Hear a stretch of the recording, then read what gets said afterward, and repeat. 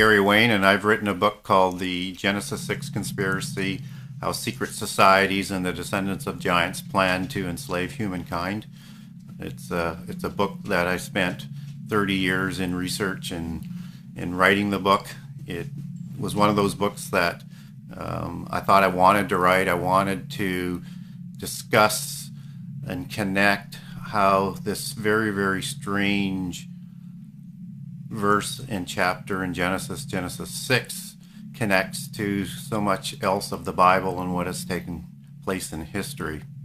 And what caught my attention was this very odd few lines in the opening to actually what is the flood narrative. And so how did that connect to the flood narrative? And that's where the sons of God went to the daughters of men, and they produced Nephilim. And in some translations, like the King James Version, it actually says giants instead of Nephilim.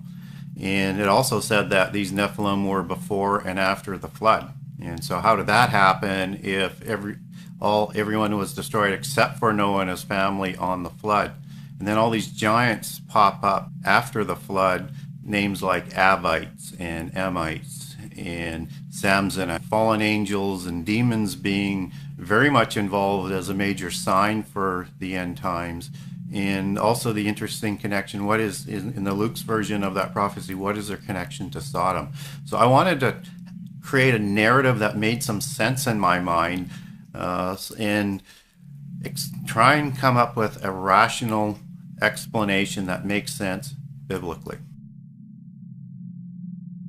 I decided I wanted to bring in a connection that I thought might be obvious, that there were giants recorded in every other culture around the world, on every continent. And was that just a coincidence, or was it telling the same kind of story? And as I was doing that research, I came across documents and books and information about a society that everybody is familiar with called Freemasonry, that actually takes their prehistory legends all the way back to the same time frame as Genesis 6 and before, with another parallel account, albeit from a different belief system and a different perspective. And all of a sudden that brought the secret societies into this whole narrative that starts in prehistory, also crosses the flood. And so I wanted to connect that. So the book at some point in time went from a narrative just about Nephilim to a book about the creation and the rise of the Nephilim and their kingships, alongside the mystical religions and the secret societies that rose up around them, partnered with them, somehow crossed the flood, and continue to this day. We have the sons of God going to the daughters of men, creating the Nephilim, which became the heroes of old and men of renown. And so when we look at some original translations there, we look at the sons of God, and who were they? The Nephilim, who exactly were they? And then the heroes of old and the men of renown, which is the is the Hebrew word Gibron. And so then we have, in how people will interpret this verse, who actually are these people? And so that's the contentious issues that you're referring to, and is argued from all different aspects. So just let me slowly walk through who these three groups or three names of groups actually were, and why it is exactly as it is written in Genesis 6. And so the sons of God, many people believe that they were just the sons of Seth, and therefore these weren't actually giants. They were just another branch of people that came up that were evil. Well, that's a very good interpretation, because if you go into the New Testament and we talk about the sons of God, those are just human beings. Or if we talk about the children of Israel, those were just average human Israelites.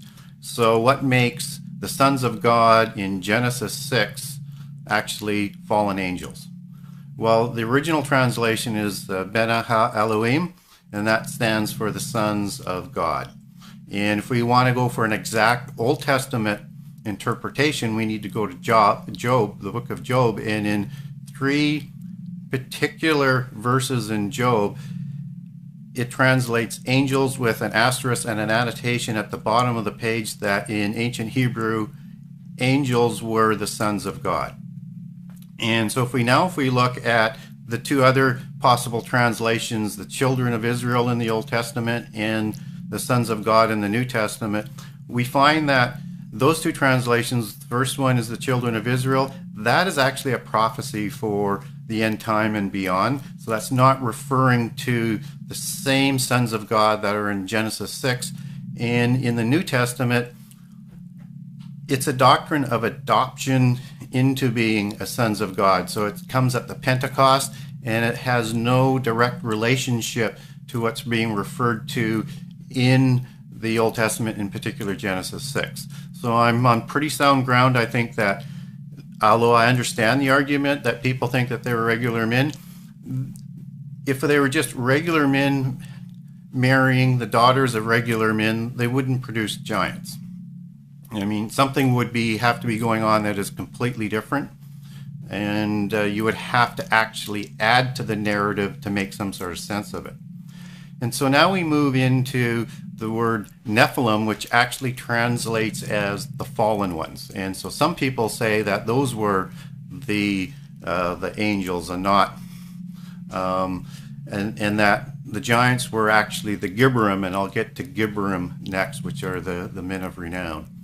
Well, if we look at mythologies from around the world, and people have probably heard people like out of the mythologies like in Greek where we have the Titans, or we have the Anunnaki in Sumerian mythology.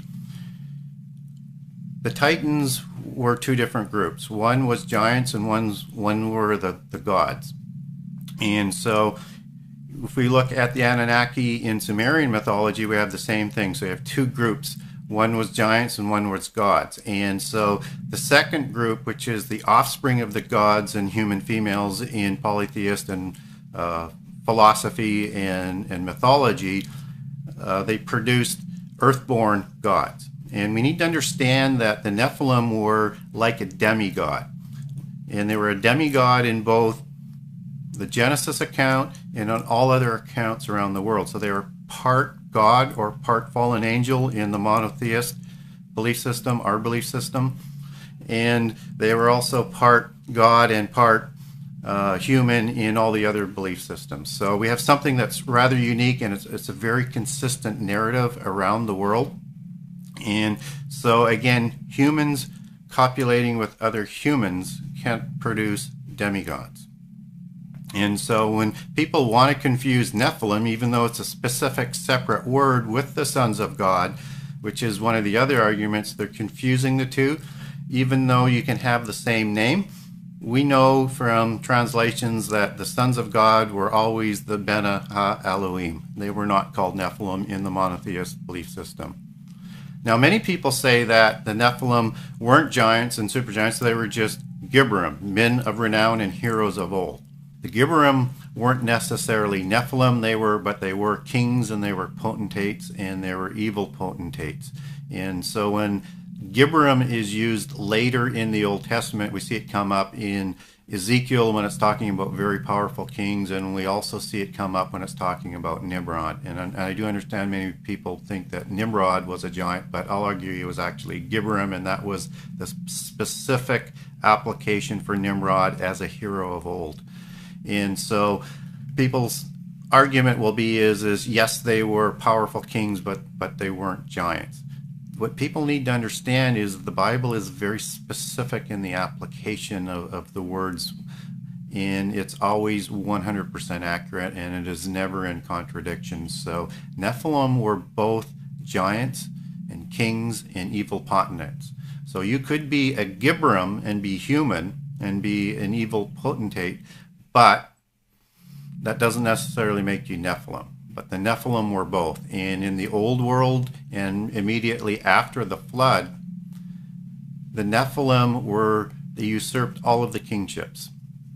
And they controlled all the royal dynasties, and they ruled over humankind.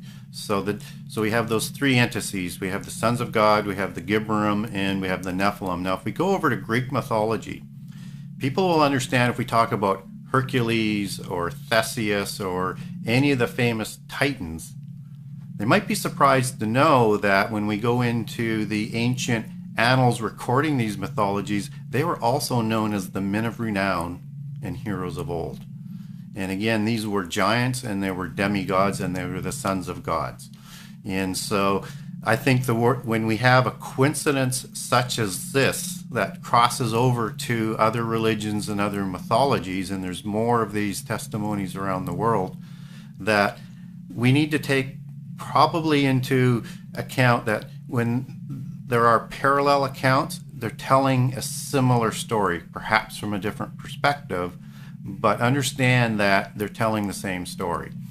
And so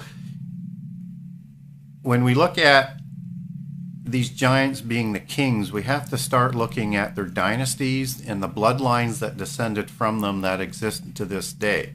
And also in Genesis 6, we look at the controversial statement that Nephilim were both before and after the flood.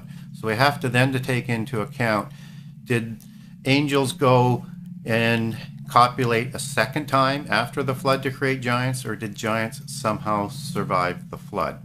And I'll take that on in the book and provide both explanations as possible. And I think people would be very, very surprised at the amount of evidence to support both. Now, the daughters of men would be the other component of Genesis 6. And most people assume that that's just going to be the descendants of Cain. And I bring this up, and I'll prove in the book that likely they were the descendants of Cain and that they were predisposed to create this sin, that it was the daughters of Cain that mated with the sons of angels in the 6th generation, the generation of Jared, to produce the giants. And what's important about this is to understand Genesis 6, we need to understand what happened immediately after and immediately before. So Genesis 6 is actually the introduction to the flood narrative. So by implication, and there is no separation from the discussion and the introduction of these giants that goes immediately into the flood narrative. So by implication, the story is likely connected, and I'll connect that in the book and have people understand that. But we also need to understand that there were 6 generations before the giants were created. And that's when we need to understand and learn about why the Bible records the descendants of Cain and the descendants of Seth. And so Seth would be the lineage that Noah came from, and then Cain had another whole line of descendants that in prehistory also were recorded as kings. So we have this kingship concept, which is not a natural concept for our religion or old Jewish religion, because kingship didn't happen in our religion until the time of King Saul, which was thousands of years later. So the king concept is a polytheist concept that actually started in Genesis with the Nephilim and with Cain before that. But when we start digging into the Cain sort of background and what was going on in prehistory, we start to learn about the rise of the mystical religions that the Nephilim imposed over the whole people of the earth. And so then we need to learn about how this mysticism arose. And that starts with the 7 sacred sciences and the illicit knowledge that came from the fallen angels to the descendants of Cain. And so that's one of the big reasons why they were so predisposed to create this violation against the laws of creation, where the seed or the spirit of heaven was going to be married with the flesh of the earth and create gods of the earth. So one of the primary sort of doctrines of the early part of my book is I'm going to make a case that that is a violation against the laws of creation. Now, these sciences and this additional information that came from the fallen angels developed into all of the major arts and sciences that we know of today. But it's how far they were able to develop these sciences and how they were able to pervert that. And to secret that knowledge, they created a mystical religion.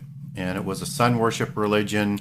And Enoch, son of Cain, not Enoch, a son of or descendant of Seth, we need to understand there's two Enochs in prehistory. And so Enoch, son of Cain, developed this whole knowledge base into a knowledge-based religion that people might know today as Gnosis or Gnosticism. And again, this is all connected. And so they secreted all of this advanced knowledge into these mystical religions, into an initiatory religion, which is where Freemasonry started. And actually Freemasonry comes from Masonry, which is the fifth science of geometry. And so when we look at the craft legends from Freemasonry, understand they say and they recognize whether it's Tubal-Cain or Enoch or any of the descendants of Cain as their patriarchs and they're founders of this these secret societies to house this information. And they took this information to such a level that they claim that, and I want to understand, they claim that they created the great monuments of the world that mystifies people today, monuments like Stonehenge or monuments like the pyramids. This is their recollection, and this is the same types of secret societies that we see today. So we see this partnership that happened in the antediluvian world, and for people who don't know that word, that's just a large word or technical word for before the flood. And so we have this rise of, in the sixth generation, of the giants which usurped the kingships. They partner then with the mystical religions from the Cain line and the secret societies to govern the people, the kingships, and to build the monuments. So we have this major partnership that now becomes an answer for why is that so important in Genesis 6 leading to the flood, because violence was everywhere, evil was everywhere, and not respecting the true God of the universe and not worshiping the God was absolutely omnipresent, because they implemented this belief system universally and with force. And so by the time of Noah, only Noah and his family were not perverted by this tyranny that was going on by the Nephilim kingships and the religion that they had spun off. And thus came the flood. Okay, so let's now talk a little bit more about the religion, the sun worship, Sabaism, as some people might know of it, and relate that to the flood story in the religion of the Nephilim and the people before the flood. And I think people are going to recognize that this is very, very familiar with what actually crossed the flood as well, because again, it was the same religion. And so when we talk about the mystical religions, it is a sun worship. And I think in all the different mythologies that people know around the world and all the different religions around the world, it's basically a sun worship religion. And it's a pantheon of gods. And those are the two connections. And so how this connects together is that the fallen angels, and perhaps even fallen angels mating with fallen angels to create a lower set of gods in the pantheon, with the Nephilim as the earthborn gods, and the kingships at the lower level of this pantheon is the polytheist religions. And it's the same pantheon that is all around the world. It doesn't matter whether or not it's in Greece or it's in Central America or if it's India. It is the same religion, and it is the same pantheon. And so the fallen angels make up the pantheon along with whatever they created thereafter. And so these are the same dark angels that mated with the sons or the daughters of men to create these giants. And so there's 200 of them that actually went to Mount Hermon, then started the first generation of immortal giants. And so the demons that people refer to and were also part of what they call hero worship, which comes out of Greek mythology, these were the bodiless spirits of the giants. So the first generation of giants was created immortal because they had the immortal spirit of the angels, but their bodies weren't immortal. So those bodies either died out or they committed suicide to prevent the pain of the aging body, but those spirits were not permitted into heaven. And so that's the demons that Jesus talks about in the New Testament. And the crime for creating these giants were that those dark angels, who I would call impassioned, they were locked away in the abyss. And these are the same angels in the abyss that will be released in the end time. So as a violation against the laws of creation, that was the punishment. Okay, so now we have the religion of Enoch, which is a sun-worshipping religion based in mysticism and the secret sciences and initiations and sacrifices and all sorts of what we would look at as abominations, whether it's orgies or sexual perversion and on and on and on, was all created before the flood.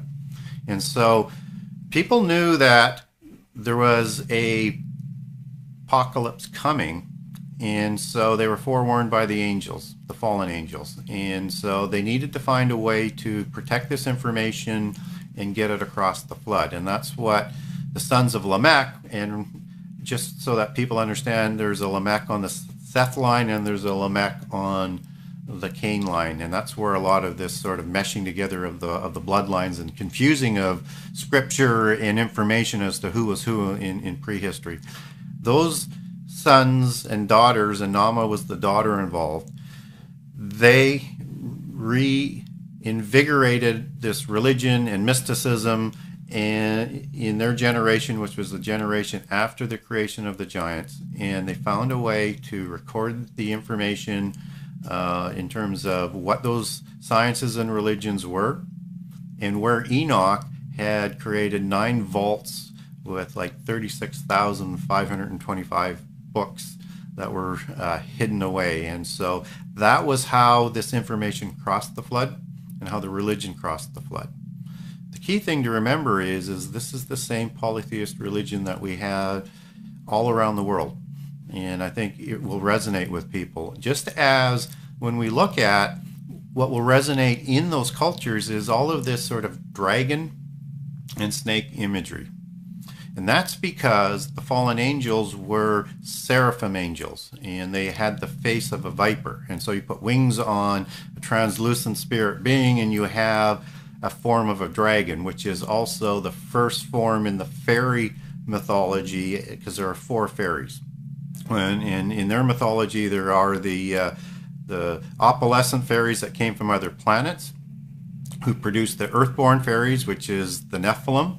And then there was the demons, or the daemons as they would call them, and those are the spirits of the first generation of Nephilim that died out. And then you have the elemental, which is the 4th one, and there's 3 classes of little people, where now we could talk down the road about a connection to the alien mythology, because that's directly related. And so this information crossed the flood, and it turns up that person that we just talked about before, Nimrod, partners with a fellow called Hermes at Babel. And they find this information and they resurrect it. And you get a hint of how powerful this information is at Babel when it says in that story about the Tower of Babel that now, working together and speaking as one language, there is nothing that is impossible for them. And what they are building is they're building a ziggurat and a fortress very similar to what was going on in the antediluvian world. They were recreating the same rebellion that caused the flood after the flood. But the question gets to be is how did the giants survive the flood, or were they recreated after the flood? Because you could interpret Genesis 6 either way. So if we look at a second impassioned violation, and we already know that the original Nephilim, or the original fallen angels, were put into the abyss as punishment for creating the giants, then that means if there's another violation, then the next one is absolutely out of spite to recreate these giants. And it's certainly one possibility. There's nothing really in the Bible that says that there was a second impassioned violation. But if we go into other mythologies and other religions, we do get that. So let me cover off a couple of that, and I'll cover off the other possibilities of Nephilim surviving the flood. So when we go into mythology as an example that people would know, 2 for sure, I think, Greek mythology and Sumerian mythology. And in the Greek, not in the Greek, let's go to the Sumerian one first. The Epic of Gilgamesh is something that everybody's taught in school, and it's used as a representative argument that the Bible copied down the Epic of Gilgamesh, and the Epic of Gilgamesh is the original text for the flood story. So they're a very similar story on the macro level, but totally different on the detail aspect of it. So when we look at Gilgamesh, here is a figure that is recorded in the book of Enoch as being before the flood and was actually aware of the flood that was coming, even though he knew there was nothing that they could do to prevent it. And in the Epic of Gilgamesh, he is known as an Anunnaki, what we would call Nephilim from a Christian perspective, that survived the flood. And he was a demigod as described in the Epic of Gilgamesh. So he was part divine, part human, and he was a giant and a evil giant. And the person he tells the story to is a fellow called Enkidu. Now, Enkidu is created after the flood, and in the same manner as Gilgamesh was before the flood, and in the same manner as all giants were created around the world. And he was created as a counterbalance to prevent the evil that Gilgamesh was capable of doing and did both before and after the flood. But he becomes friends with Gilgamesh as opposed to counterbalancing, and they actually partner more into evil. So this is the second character in the preamble that's introduced in the Epic of Gilgamesh, and he too is a demigod created by the gods and a human female. And so they're telling a story about the flood story, about, depending on which language you want to translate it from, the two names that are most common are Utnapishtim and Ziusudra, as the king of Mesopotamia or Sumeria before the flood. And he takes, he's warned by the gods that there is a flood coming, and to take a similar type of an account as in Noah, to take animals on this ark, and to take many people of his family and much of his kin. So we now assume that Gilgamesh was probably akin to Ziusudra. And so he's the archetypical Anunnaki Nephilim potentate. So he's not this sort of peaceful agrarian. He's this military warrior, evil potentate that we had talked about, and so is this family that he takes along with him. So just in the preamble to their flood story, we're talking about giants and their account of surviving the flood. And also in there, with Enkidu of that creation, that also echoes a possible second violation to the laws of creation. If we look at Greek mythology, it's basically Pyrrha or Nora as the wife of Deucalion, and Norea will have several names, especially in the Gnostic religion and other mythologies, but they believe that Deucalion and Pyrrha or Norea was the same as Noah. And that's the Greek translation. Well, that's not actually true. And so what we find is that Deucalion is the son of Prometheus. And again, in the Greek mythology, Prometheus was both a god and a titan. And so we have an interesting relationship there again. So we understand this, that Deucalion was either the son of a titan Nephilim or was a Nephilim son of Prometheus the god, but either way, he's a Nephilim. And in the Gnostic religion, they believe Norea is just a derivative of Nama, which was one of the descendants of Cain and daughter of Lamech that we had just talked about. So now we have a combining of the story of another Nephilim survival. And when we look at all the accounts of prehistory, most of the accounts of prehistory in other religions and other mythologies are actually the survival of giants on an ark, or they went to a mountain. And there are some other stories about humans, but most of the ones that survive are the survival accounts of giants. And if we also look to the Gnostic religion, which has a Christian sort of gloss to it, but it is distinctly polytheist and it is distinctly the old religion, they also have an account of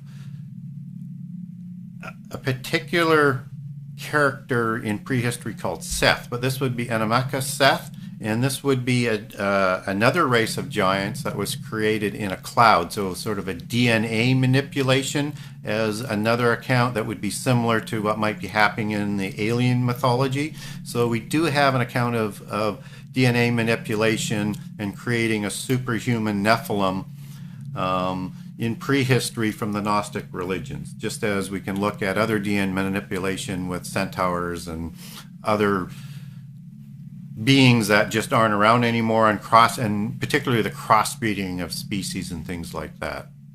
And also in the Gnostic religion, they have a very, very specific accounts and several accounts of Sodom and Gomorrah, and that these were not cities of evil, because in the polytheist belief system, these were cities of light, cities of knowledge. And they believe that in these writings, at least it says in these writings, that there was another planting of this race, the giant race, in Sodom and in Gomorrah after the flood. So we take from that they record another violation against the laws of creation. So we have a couple different ways. We have both ways that are possible, and perhaps both did happen. And if we look at the biblical account to say, is that possible at Sodom and Gomorrah, that's where the second violation occurred? It is very possible, because in Genesis 14 we talk about a war of 4 kings against 5, and there's a Mesopotamian alliance that invades the Middle East. And all these nations that are listed are giant nations, whether it's the Amorites or the Amalekites or the Avites or the Emites, and on and on and on and on. And there's several battles that take place. And this is at the time of Abraham and Lot. That's the invading army from Mesopotamia that Lot is taken captive of, that we're talking about. And then shortly thereafter, Sodom is destroyed. So there's a definite connection that Nephilim were there. They were the kings of the civilizations after the flood and after Babel, and likely a large reason for destroying Sodom and Gomorrah, and why it had descended so far down into abominations and evil. And so if we look again scripturally, how were giants able to survive the flood? And when we take into account that the flood story says that basically all human beings were wiped out, all land creatures were wiped out. So how can this be? So it's either somehow they survived the flood, or there was a second violation against the flood. Now I'm going to bring in something that people kind of overlook. It does say in the flood story that the flood was designed to wipe out all the life forms that were created by God. And so you have a possible skirting or very specific wording that did not include beings created by fallen angels. And so when you understand that fallen angels were created through the daughters of men, perhaps not all of them were wiped out, and perhaps the stories of prehistory are true, with all of these different cultures around the world recording that these giants actually survived the flood, either going to a mountain or into a cloud or on an ark. Okay, now let's also look at what I think people overlook very often is the Table of Nations in First Chronicles and in Genesis. And in the Tables of Nations does is it records Noah and his 3 sons and all of their descendants. Well, all of a sudden we have very early in Genesis all of these nations like the Rephaites and the Anakites that do not descend out of the Table of Nations. So again, they either survived the flood or there was another recreation. And it can be either. I actually, at times I say it's one and sometimes I say it's the other. Actually, the more I think about it and the more time goes, I think it's probably both. And there are so many nations that survived the flood, or at least somehow seemingly survived the flood, because their names got to come out of nowhere. So when we look at Seir in the Table of Nations, Seir's name enters as a people who the descendants of Esau, son of Isaac, married into. And these people come out of nowhere. And these are the Amalekites and the Horites. And there again is nothing recorded there in the Table of Nations or in the Old Testament to say how these people came about. And so when we look further into the Old Testament and we talk about the Amalekites, this is the beginning of another intermarriage and a hybrid population of giants being created that was totally anti descendants of Isaac and Jacob. And so we can also look at accounts of other peoples that aren't giants that somehow survived the flood, somehow, some way, because again, their names kind of come out of nowhere and they are not part of the Table of Nations. And few of those ones, just to name an example, would be the Kenites and the Kenizzites. And of course, their history would say that they actually descended from Tubal-Cain.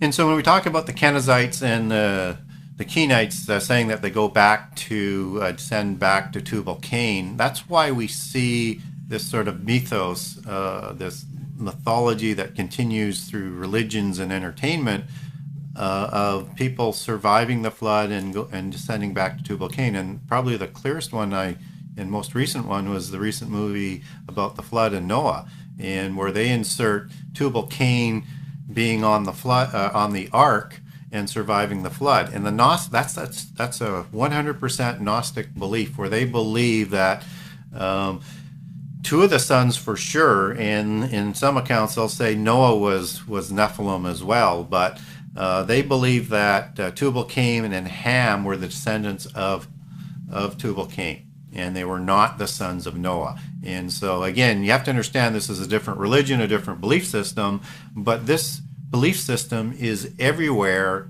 and impacts all of our society. So we see those belief systems inserted in very strange and odd spots all the time.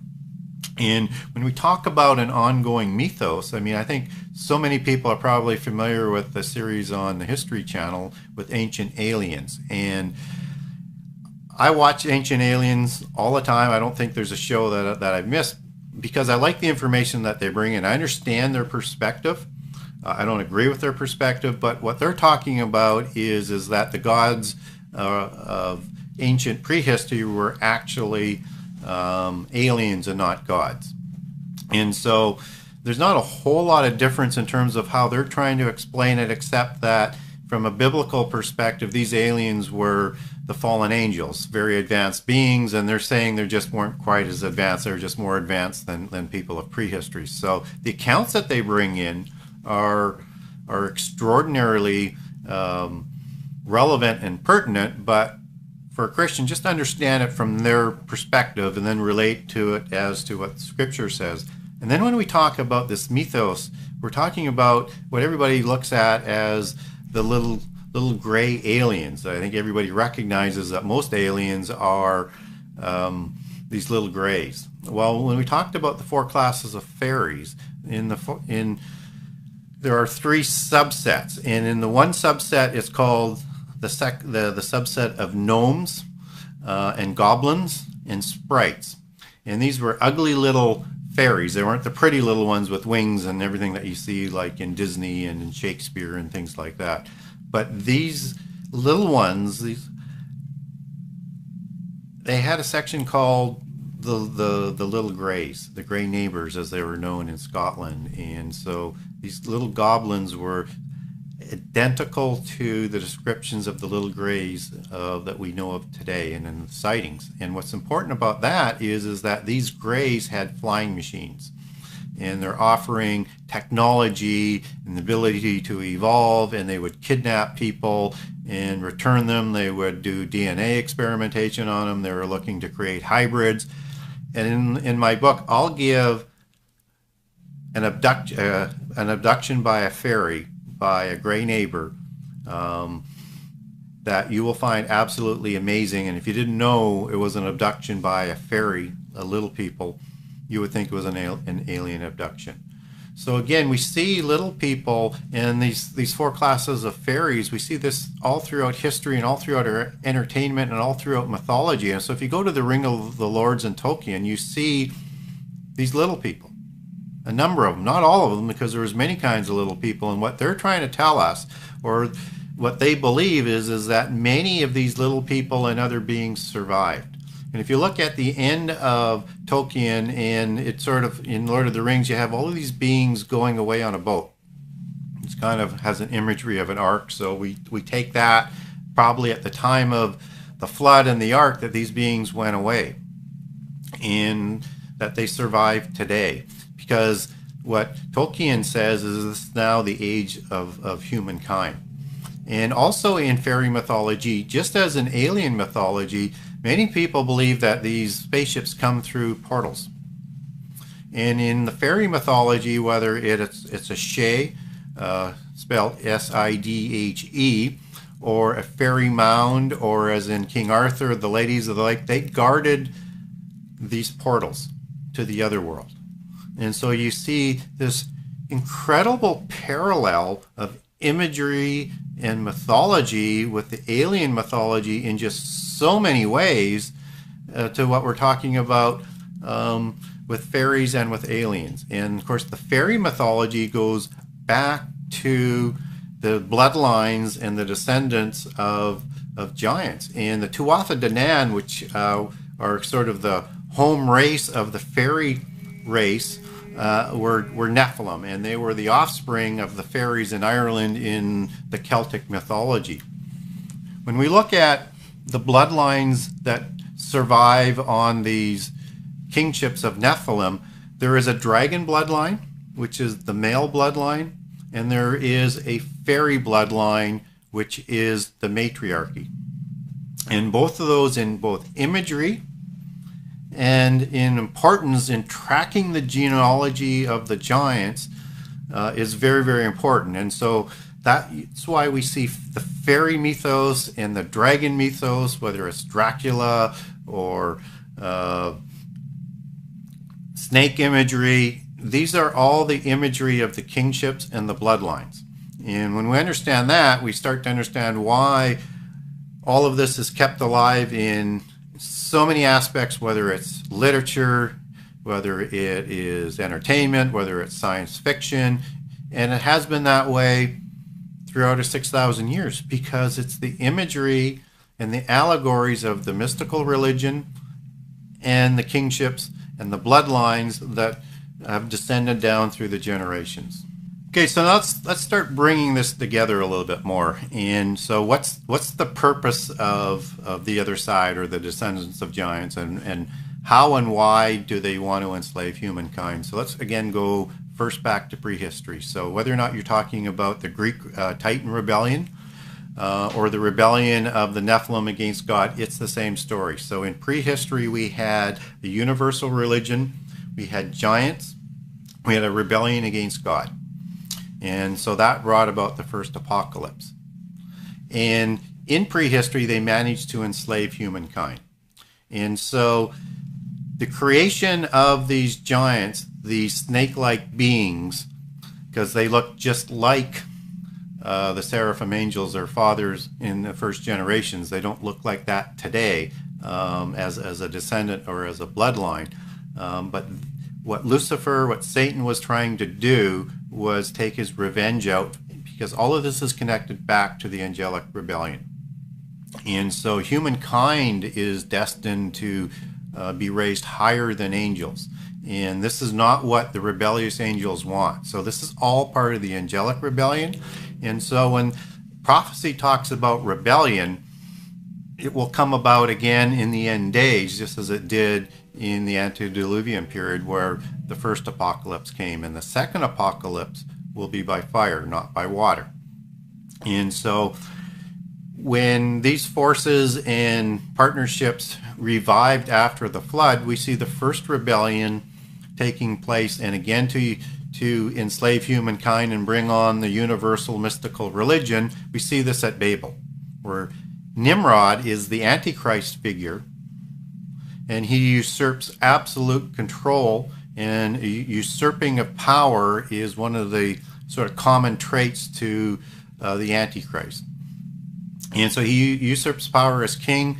They bring in the mystical religion. They force everybody to worship they develop the 7 sacred sciences, and they're going to rebel against God. And if humankind actually succeeds in the rebellion against God, the dark angels win. And so they need to enslave us. And so God stepped in and confused the languages so that it wouldn't happen again until the time that's been ordained, which is the end time. And so we will see another rebellion, another stand against God, just as it occurred before the flood and at Babel. And so when we look shortly after the flood, these Nephilim, either from a recreation or surviving the flood, they once more usurped all of the main kingships after the flood. And so when we look at the Amalekite dynasty, the Egyptian dynasty, the Sumerian or the Akkadian or the Mesopotamian dynasties, the Mitanni dynasty, the Hittite dynasties, these are all Nephilim dynasties. And these bloodlines exist today. And they exist today in the royal families. And so most of the royal families, and they have genealogies to prove it. At least that's what they say. And they also have genealogists, and Lawrence Gardner has written many books about it as being a royal genealogist. They have the ability to take those genealogies all the way back to all the way back into prehistory and all the way back to the giants. And so this bloodline is existing today, and that's why I call it the descendants of giants, or the bloodlines of the giants. And what these bloodlines are designed to do, and have been designed to do all throughout history, is to be kept pure to introduce the Antichrist. And so I will make a case in the book that the Antichrist of the end time will be a bloodline, or at least will present him as a bloodline descending down from the giants. So now we're connecting these ancient bloodlines to the royal families around the world, and some of the most powerful families in the world. And so a question that a lot of people will have is so why aren't they giants today, and why don't they have the face of a serpent today? And so there's kind of two schools of thought. But I would encourage people, if they ever get a chance to go see a King Tut display, look for a statue of Akhenaten, and that would be circa 1400 BC. And if you look at that face, you're still seeing many facial features that are snake-like or favor-like in terms of the slanted eyes and the extended chin and the sloped forehead. And you can see through prehistory there's a significant amount of elongated skulls, and you'll see that in Egyptian history as well, and even as late as in Akhenaten. And try and keep the bloodlines as pure as they can. They still have to bring in other bloodlines, otherwise diseases and genetic things will come in. So they'll reintroduce bloodlines from related families that may have some human bloodlines, refreshing the bloodlines. And so there's been a sort of a long continual dilution over time, which is what most people will believe as to why they've come down to a size that of a normal human for the most part, and they don't have the same features as they did even 3,000 years ago, or maybe even 2,000 years ago. And then the other theory, which I'm not necessarily a fan of, but if people really get deep into the genre, there's a specific genre about the lizard people, and that they have changeling qualities. That's possible, I suppose. I'm not a fan of that particular one, but there is a large following out there that says that they have the ability to duplicate what a human looks like, and when they're in private they look like a lizard. I think that's pure speculation. I don't think there's any proof of that. And just as there's a lot of talk about the bloodlines of the royals is an Rh negative bloodline, and that's the actual bloodline of the Nephilim. Again, there's nothing to really prove that, other than it's not a natural human bloodline, but they don't offer their blood out for research. And if they do, it's all internal because they really don't want to get this out. But within the mythology, whether it's a bloodline, a special marker in the bloodline, or a special marker in the DNA, they do believe in this, and they call that the gene of Isis, which is their they say their belief is that's the belief of how the word Genesis came about. So you have the gene of Isis in Genesis, and so if you look at Isis, that was the wife of Osiris, and they were gods or fallen angels, and then they had Nephilim with the same names underneath, and so that's where they say the gene of Isis comes from, and that is still out there today. And in the end time, they're going to collect all of the people who have the gene of Isis, and those are the people that are going to rule the next world, not the average humankind. So they have no real need for humankind. And so when we start to roll this forward, and seems like all speculation, but I'll follow throughout the book this history that has taken place and how they've affected history. But when we bring that into the modern time, we have to look to what are they doing today. Well, if we look at the world today, it is being prepared for world government. It is being prepared for the end times, and this is all the work of the secret societies in the other religion and the bloodlines of the giant, because they want to bring about the end time. They want to bring about the Antichrist. They would prefer to do it not at the ordained time. They would prefer to do it any time other than the ordained time, but they will take the ordained time if they have to, and they will. So if we start looking at what's shaping our politics today and what's shaping the belief systems and the education systems and all the propaganda that is out there, it is all the same imagery and all of the same belief system and all of the same organizations that were there before.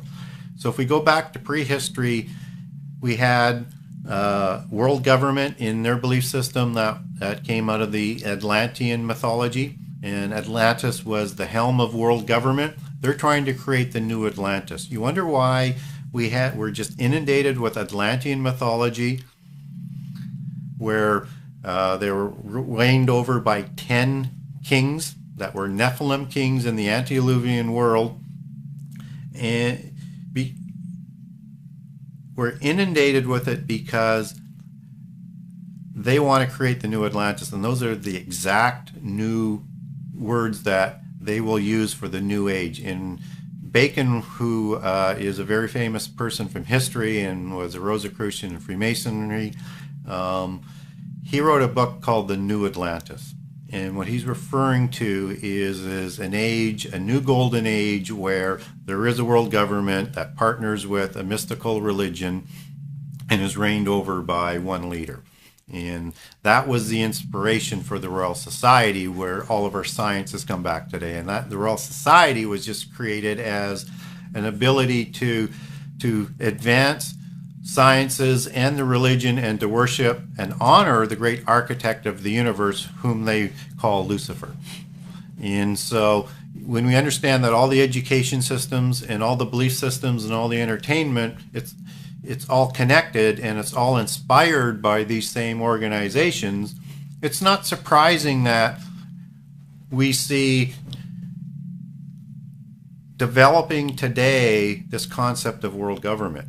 It's an ancient concept. They want one government that they can rule over, just as they did in antediluvian times and at Babel, with one sun-worshipping Babel relationship, or as it's known in the end time, Babylon, and that they're going to have one king over there who will usurp kingship, which will be a modern Nimrod or a modern Nephilim.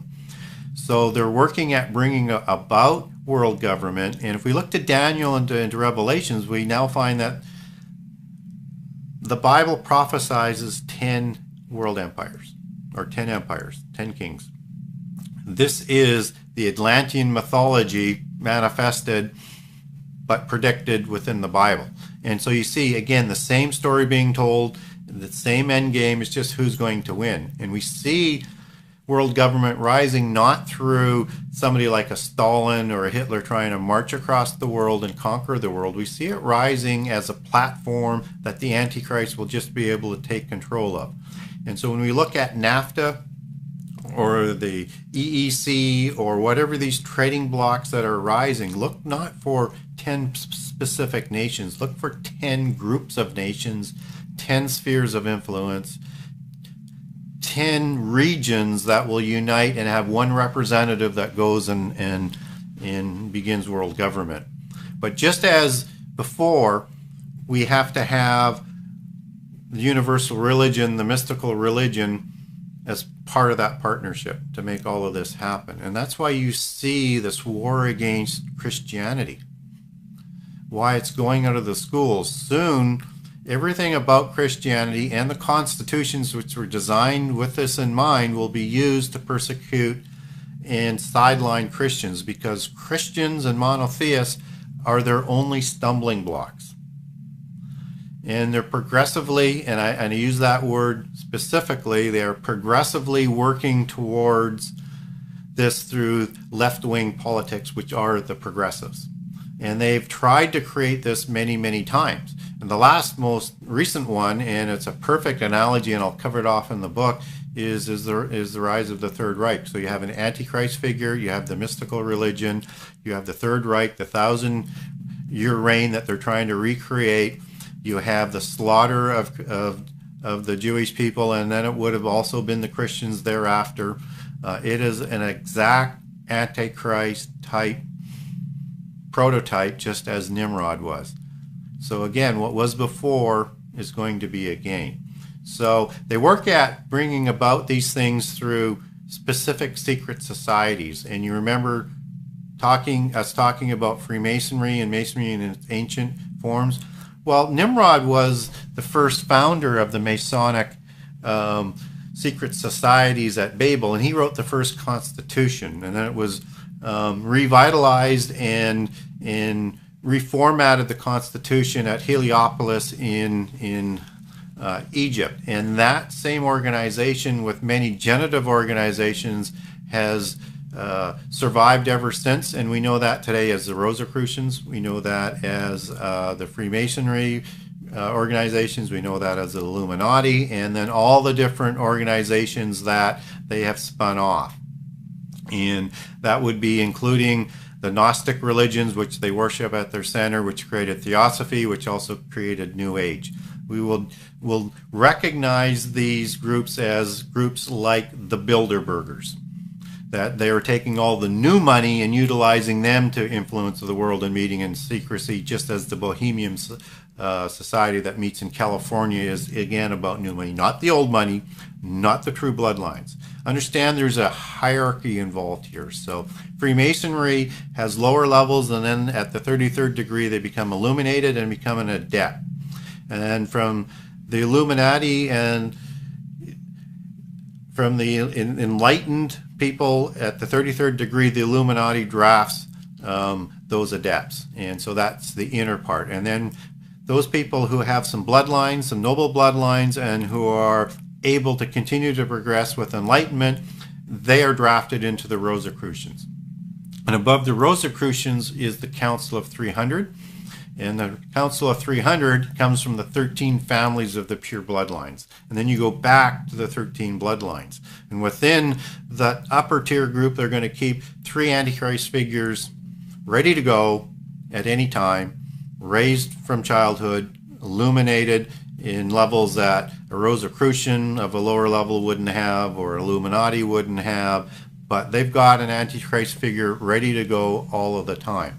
Some of the other organizations that these secret societies and families fund, people might remember the Skull and Bones.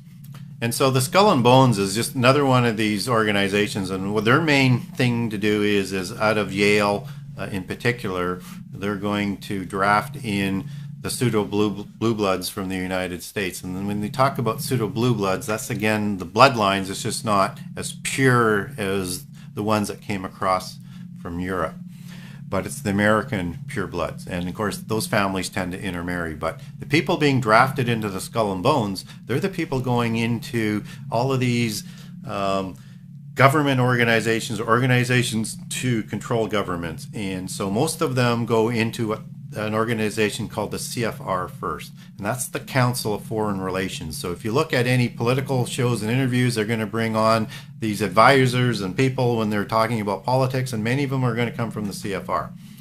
This is from that organization, and it's their job to bring about world government. And there's not just the CFR that's an organization. You have the Bilderbergers, and they were doing the same thing, only from a European perspective. And that organization, their end product was the EEC. And we talked about that earlier as one of those rising empires, just as we look at NAFTA as part of a North American entity that's going to form into these 10 world governments.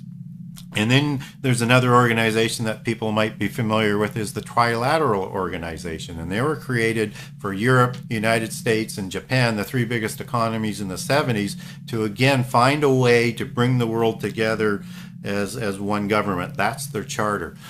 There's another interesting group, and there's many of these webs that are working. The Leviathan of this organization is so immense, people can't imagine it. I can't imagine it. It's just everywhere. But there's one that sort of brings us full circle, is an organization called the Club of Rome. And the Club of Rome is an organization that was organized to bring about world government with, you guessed it, 10 empires. 10 blocks of countries, and they were organized in the late 60s and the early 70s. So this organization is above the Bilderbergers and is getting very close to the Council of 300 with its members. So very, very powerful members that are in this with pure bloodlines. And so not only do they want 10 empires, this is where, and people might find this controversial, they decided they needed certain policies to cattle herd people, things that could cross borders and get people to move into a direction of a world without borders. And so they came up with so much of the environmental protest and policies. They fund that. They came up with, if you can believe this or not, the great overpopulation scare. So they're creating these apocalyptic policies from the 60s and 70s that they're continuing to use today. They created the doctrine of peak oil to, again, help cattle herd and manipulate markets. And also, what I think people will find interesting, and it doesn't matter whether or not you're a fan of or a believer in global warming or not, that's their doctrine. They introduced that one at the same time. And so their job is to cattle herd people into world government. And so we have all of these different institutions that are working together. And if we go back before Freemasonry, there was an organization called the Knights Templar. And the Templars were founded by these same bloodlines and these same organizations. And what the Templars did was they created modern banking.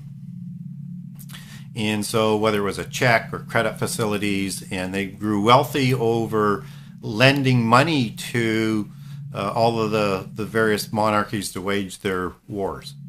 And when they were broken up, these organizations needed to reassemble, and they split into several different groups.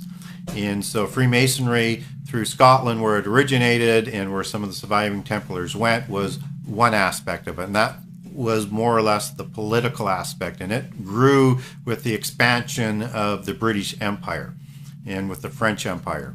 And so they also needed to replace the banking arm. Well, there was a family in Germany who was working for some of the German bloodlines, was brought in to be the bankers, and that was the Bauer family. And then when they grew rich and powerful and became the banking arm of the agenda of these bloodlines and organizations, they moved to England, to London. And they felt they should change their name. And coincidentally, most people will be familiar with the family called the Rothschilds. That's who the Bauer family is, and they were created to fund these organizations. Then the Rothschilds, they drafted many families in the United States and made them wealthy, and they're loyal to the Rothschilds today. So if we talk about the Carnegies, or if we talk about the Warburgs, or if we talk about J.P. Morgan, and in particular the Rockefellers, all of these families were funded by the Rothschilds, and they're totally loyal today. And these are sort of that heart of that pseudo blue blood line that goes back to the Rothschilds, who aren't as pure as the 13 families, because this was a less pure line that was brought in after the demise of the Templars. But they were the banking arm. Now, the profits from the banks, let me back up a step first. Note that all the reserve banks in the world are owned by the banks. They're not government owned. And the Rothschilds own most of the banks, and the rest of the banks that are the ownership of the reserve banks were funded and created by the Rothschilds to act as their stable agents. Now, the profits that the banking industry makes, not in all countries, but particularly in the US, they can move their profits to trusts and not be taxed on it. And so you'll have the Rockefeller Trust and the Morgan Trust, and there's just an incredible amount of these trusts. These trust organizations are used to sponsor their concepts, their agenda, their ideas, bring about the acceptability of world government, to affect policy and teaching in schools, whatever they want on the agenda, that's what they're funded to do. And we see that happen throughout our universities, throughout our schools today, throughout what happens in the media. It's all working from this tax-free money coming from the banks. Look in behind any organization, just look at the symbology. So if you've got anything that has a, let's say for an example, derivative of Lucifer, whether it's Lucent or anything like that, and there used to be a company called Lucent Technologies that had the red dragon as their icon, and their address was 666 on a street in New York. So they are very arrogant, but people don't look. But you have to understand the language that they're talking about.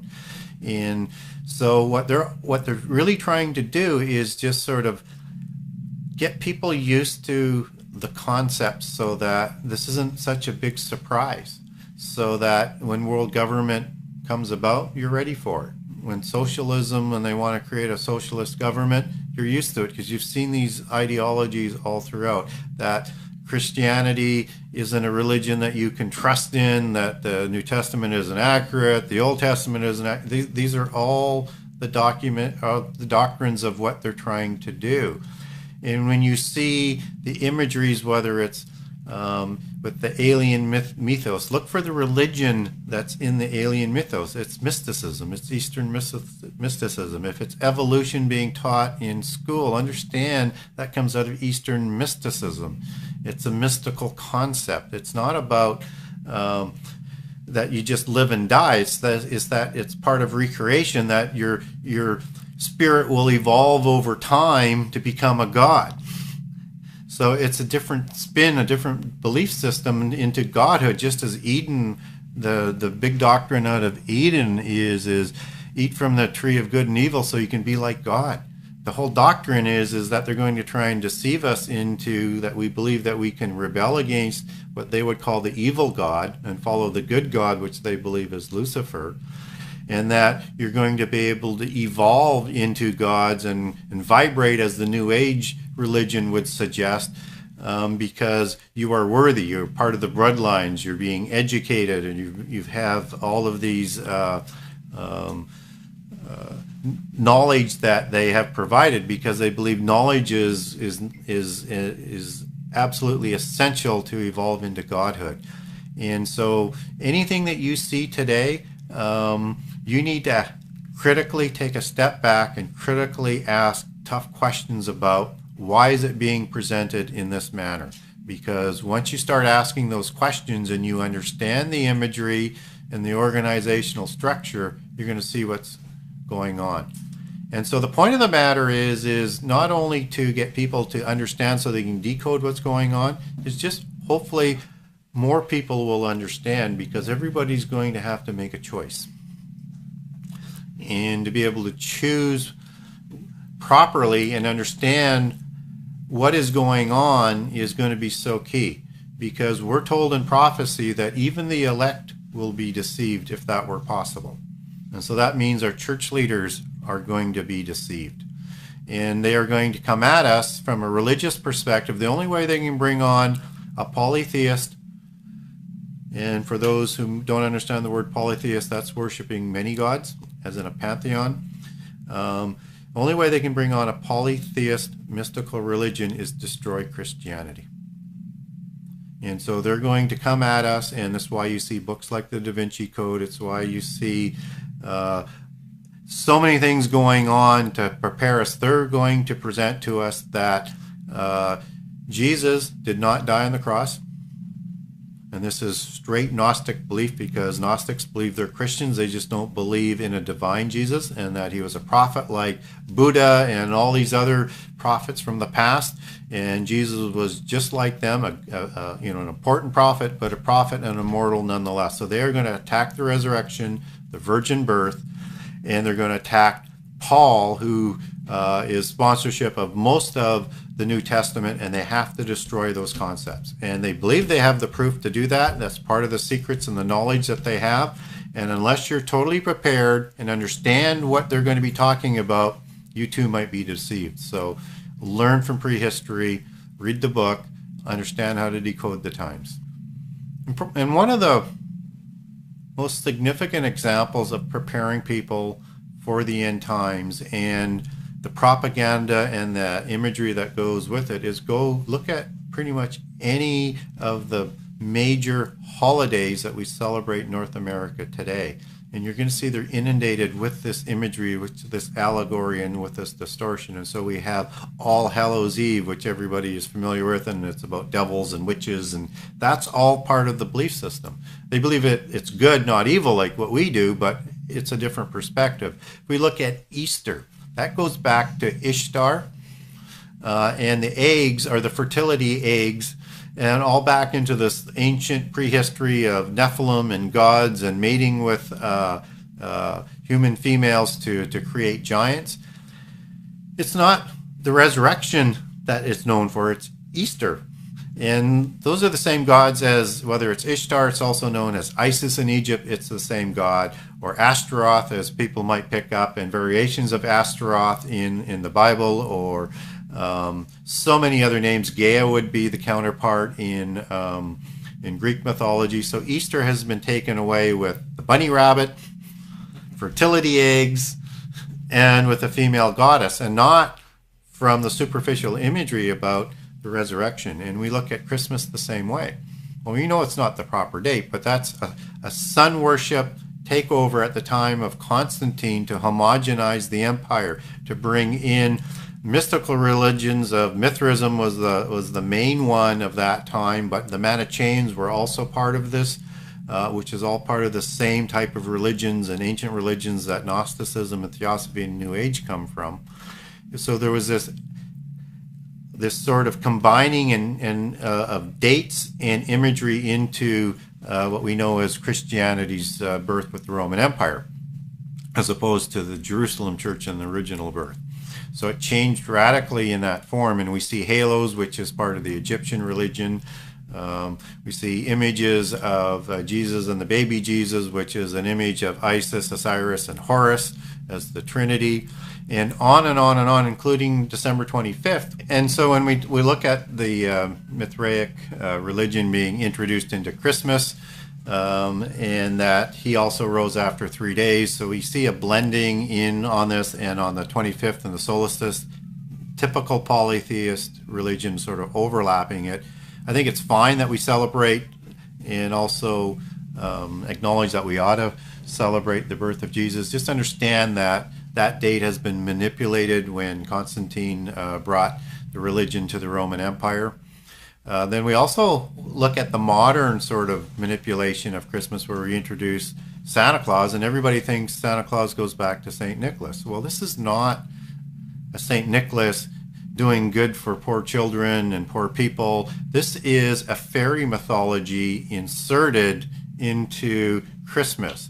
And the elves are part of the fairy mythology that we talked about before. And these little ugly elves, they focused on the naughty list and what they did to the children in an evil sort of way to the children that weren't good.